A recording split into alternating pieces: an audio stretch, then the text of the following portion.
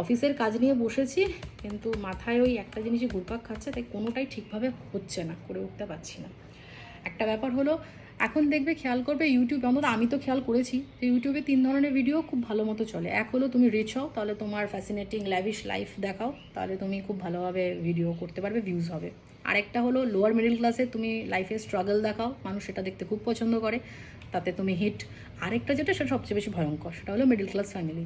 মানে সবার ক্ষেত্রে আমি এটা বলছি না, বেশিরভাগের ক্ষেত্রে দেখেছি, মানে তুমি শালীনতার ঊর্ধ্বে ওঠো, শালীনতাকে ঝেড়ে ফেলে দাও, তাহলে তোমার ভিডিও সুপার ডুপার হিট।